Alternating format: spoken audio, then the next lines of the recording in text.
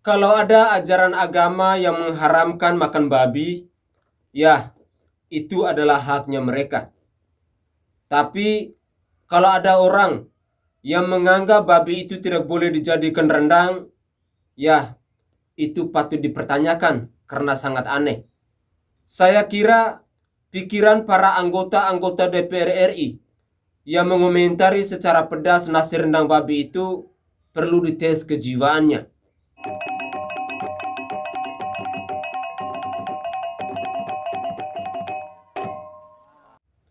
Halo Indonesia, salam NKRI, salam kuliner.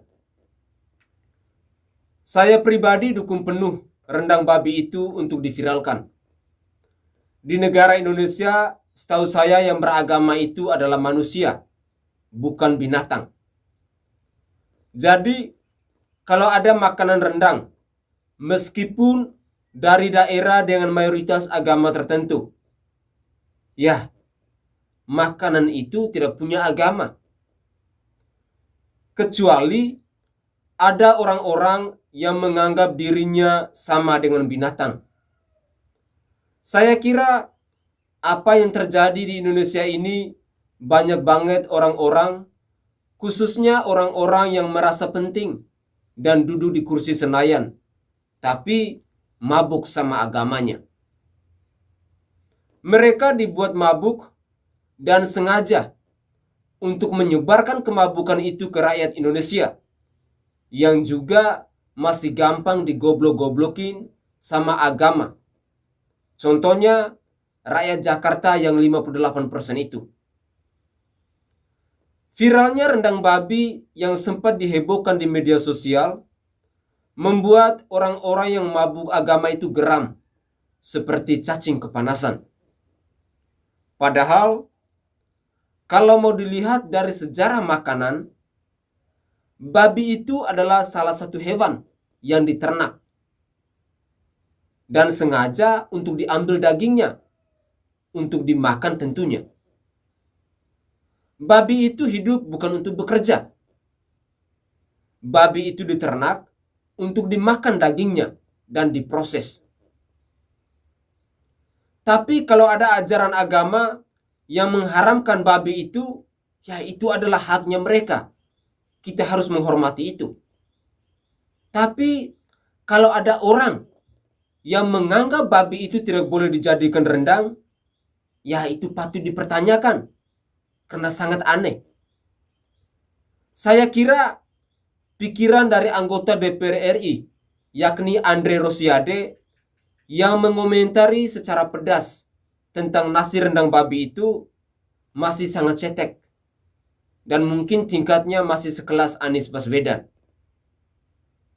Di tempat saya ada babi panggang. Di daerah timur Indonesia pun ada juga sapi panggang.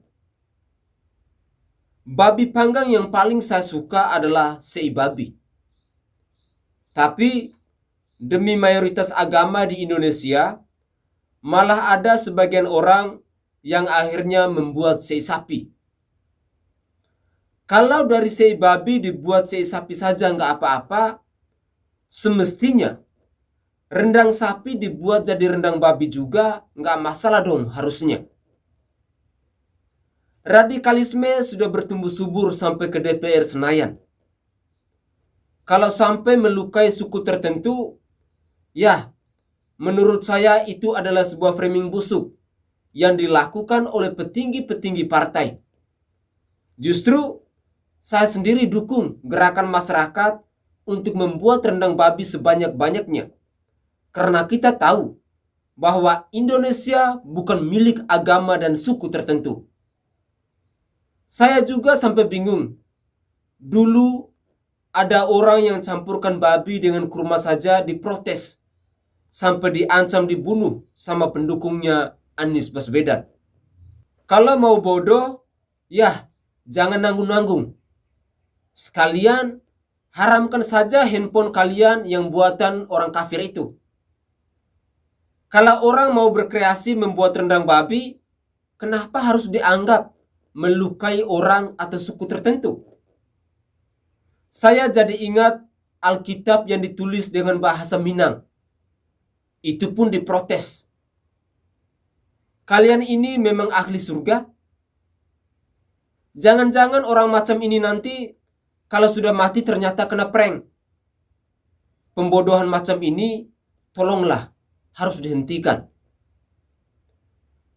Oke, daripada bingung kita komentari yang gak jelas soal rendang babi, silakan dicoba saja. Bandingkan sendiri dengan daging sapi. Tapi setahu saya ada plus dan ada minusnya. Kalau daging sapi lebih bertekstur, sedangkan kalau daging babi rasanya itu lebih empuk. Daripada kita tutup pintu rezekinya orang, mendingan sekalian dicoba dulu. Kalau mau coba, ayo. Tapi ingat, ini bukan ajakan.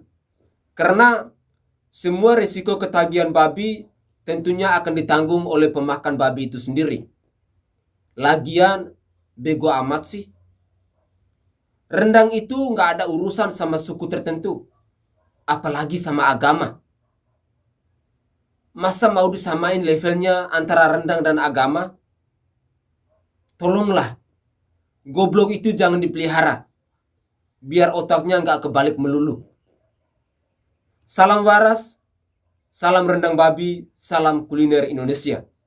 Saya Franciscus Adrianusai, salam sehat untuk kita semua.